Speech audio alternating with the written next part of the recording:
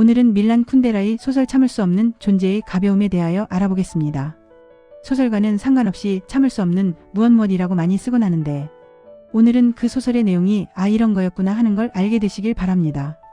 밀란 쿤데라는 체코 출신의 소설가로 개인의 삶을 철학적 사유와 결합해 탐구한 작가입니다.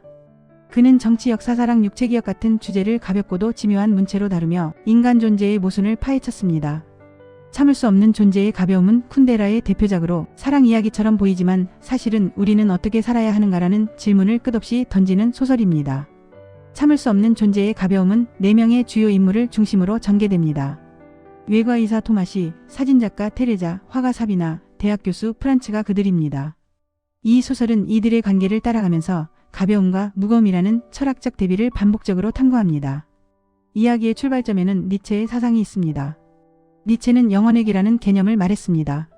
만약 우리의 삶이 끝없이 반복된다면 모든 선택은 무거운 책임을 지니게 됩니다. 그러나 삶이 단 한 번뿐이라면 모든 것은 가볍습니다. 쿤데라는 여기서 질문합니다. 한 번뿐인 삶은 축복일까요? 아니면 견딜 수 없을 만큼 가벼운 것일까요? 주인공 토마시는 이 가벼움을 대표하는 인물입니다. 그는 뛰어난 외과 의사이자 여성 편력이 심한 남자입니다. 토마시는 사랑과 성을 분리합니다. 그는 수많은 여성과 관계를 맺지만 그것을 삶의 책임이나 도덕과 연결하지 않습니다. 토마시에게 자유란 얽매이지 않는 상태입니다. 토마시는 우연히 시골에서 일하던 테레자를 만납니다. 테레자는 순수하고 내성적인 여성으로 자신을 하찮게 여기며 살아온 인물입니다. 그녀는 토마시를 거의 운명처럼 받아들입니다. 토마시가 준 책 함께 보낸 하룻밤, 그 모든 것이 테레자에게는 삶 전체를 뒤흔드는 사건입니다. 테레자는 토마시를 따라 프라하로 올라옵니다. 이 선택은 테레자에게는 무거운 선택입니다. 그녀는 사랑을 삶의 중심으로 두고 한 사람에게 온전히 헌신하려 합니다. 반면 토마시는 그녀를 사랑하면서도 자유를 포기하지 않으려 합니다. 두 사람은 결혼을 하지만 결혼은 갈등의 시작이 됩니다. 토마시는 결혼 후에도 외도를 멈추지 않습니다. 그는 이것이 자신의 본성이라고 믿습니다. 테레자는 그 사실을 견디지 못합니다.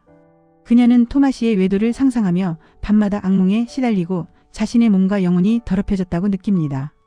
테레자의 고통은 단순한 질투가 아닙니다. 그녀에게 성은 사랑과 분리될 수 없는 것이기 때문입니다.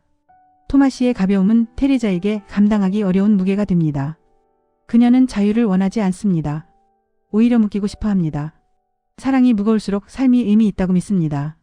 한편 사비나는 토마시의 연인이자 또 다른 가벼움의 상징입니다. 사비나는 전통과 권위를 배신하는 삶을 살아온 화가입니다. 그녀는 체코 공산주의 체제, 가족, 조국 사랑까지 모두 배신합니다. 사비나에게 배신은 해방입니다. 그녀는 어떤 것도 자신의 정체성을 규정하도록 허락하지 않습니다. 사비나는 스위스로 망명한 후 프란츠를 만나게 됩니다. 프란츠는 진지하고 도덕적인 대학 교수로 사비나와 정반대의 인물입니다. 프란츠는 의미와 신념, 도덕적 선택을 중요하게 여깁니다. 그는 사비나를 진정한 사랑이라고 믿지만 사비나는 프란츠를 결코 삶의 중심에 두지 않습니다. 프란츠는 사비나와의 관계에서 끊임없이 의미를 찾으려 하지만 사비나는 의미를 거부합니다.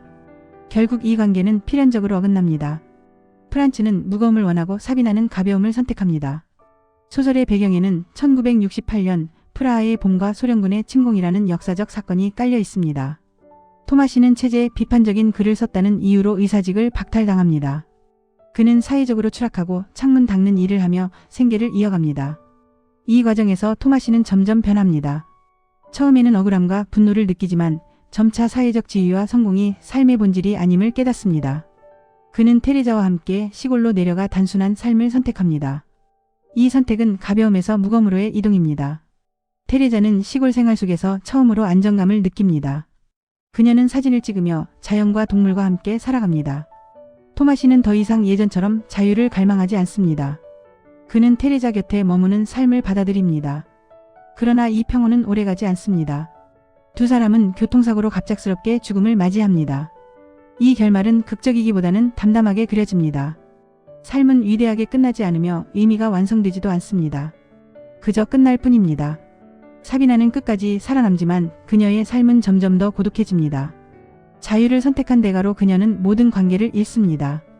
프란츠는 의미 있는 행동을 추구하다가 어이없는 폭력 속에서 죽음을 맞습니다. 그의 죽음 역시 영웅적이지 않습니다. 참을 수 없는 존재의 가벼움은 이렇게 묻습니다. 가벼운 삶이 더 자유로운가? 무거운 삶이 더 의미 있는가? 사랑은 우리를 구속하는가? 아니면 존재를 증명하는가? 쿤데라는 명확한 답을 주지 않습니다. 다만 이 소설은 말합니다. 삶은 한 번뿐이기에 실험할 수 없고 그래서 우리는 늘 불완전한 선택 속에 놓여 있다는 것, 그리고 그 가벼움이 때로는 견딜 수 없을 만큼 아프다는 것을 말입니다. 그래서 이 작품은 사랑소설이면서 동시에 철학서이며 개인의 삶을 통해 시대와 인간 존재를 성찰하게 만드는 소설인 것입니다. 오늘도 이렇게 들어주셔서 정말 감사드립니다.